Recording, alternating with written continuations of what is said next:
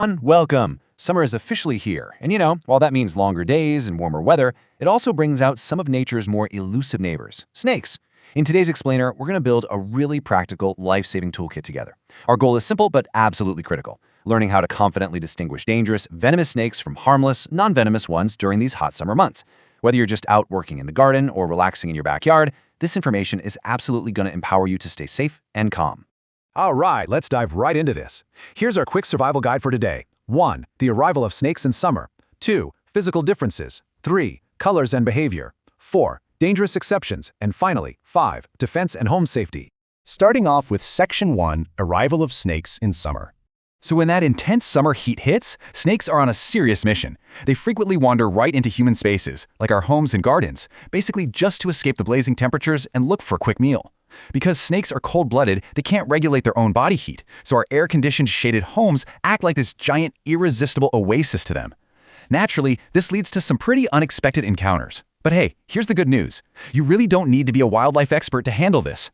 There are exactly 5 key identifying characteristics we can use to confidently tell the venomous snakes from the non-venomous ones. Knowing these 5 signs helps you keep a safe distance and literally slashes the risk to your family and pets. Moving right along to Section 2, venomous versus non-venomous snakes, focusing on their physical traits. Let's put on our detective hats for a second and look at the very first physical trait, the shape of the head. Now, when a snake is lying still, this is by far the easiest feature to spot from a distance. Most venomous snakes, like vipers and cobras, have this distinctly triangular head with a super noticeably thin neck. Why is that?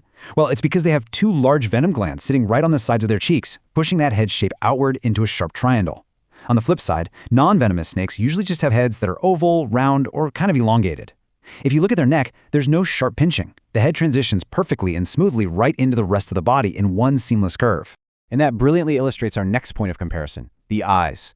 Now, obviously, you only want to check this if you happen to be safely close enough, or, maybe if you're looking at a photo of the snake later on. Venomous snakes typically have pupils that form vertical slits. It looks exactly like a cat's eye, just a sharp vertical line. Conversely, non-venomous snakes have perfectly round pupils, which look remarkably similar to our eyes, or the round eyes of birds. Honestly, it's a huge visual difference. To complete our physical trait checklist, we've got to look down at the tail.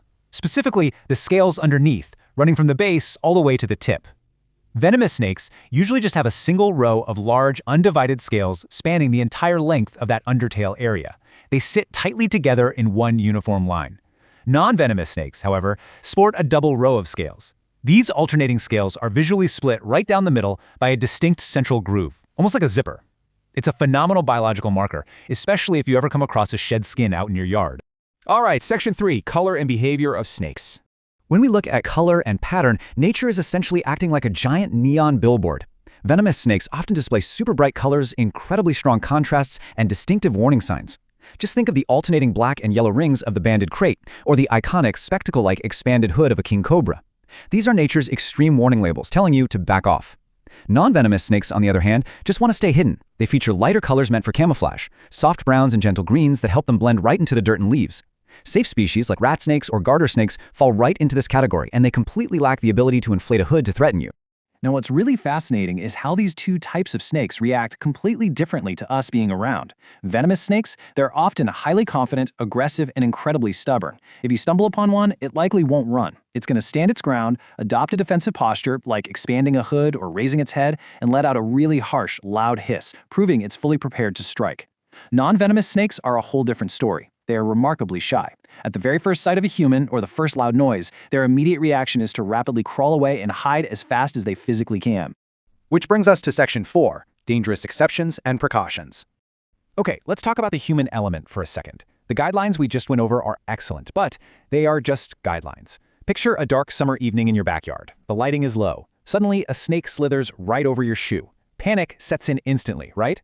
In situations of poor visibility and high adrenaline, it is so incredibly easy for your brain to misidentify a dangerous, venomous snake as a harmless one. The visual traits just completely blur together. You absolutely have to factor your own panic into these sudden encounters. And then, nature loves to throw us a curveball with biological exceptions. The crate, specifically the banded crate, is an extremely venomous, highly lethal snake, yet it entirely breaks our very first physical rule.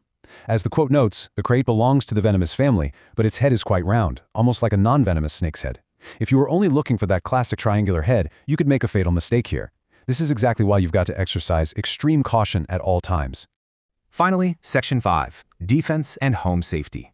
Listen, if there is literally one absolute golden rule you take away from this entire explainer, it is the number 2. 2 meters. No matter what kind of snake you think you're looking at, venomous, non-venomous, roundhead, triangle head, you must maintain an absolute minimum distance of 2 meters. And please never, under any circumstances, attempt to catch the snake yourself. Getting closer or trying to handle it will almost certainly provoke an aggressive response, turning a peaceful encounter into a really dangerous attack. Just keep your distance. So, to stop these encounters from happening in the first place, we've put together a super simple home prevention checklist. First up, snakes love hiding spots. You need to regularly clean up any piles of wood, leftover materials, or trash just sitting around your yard. Second, manage the landscaping. Try to limit dense vines and thick bushes. If you do have them, prune them back regularly so you have clear visibility and good airflow. And lastly, never leave scattered food lying around the house or garden. Leftover food brings in rats and mice, and I promise you, where rodents go, hungry summer snakes will absolutely follow. So, I'm going to leave you with this final question. Is your home actually safe this summer? You now have the exact knowledge and the practical checklist you need to make sure it is. Take a walk around your property today, look for those sneaky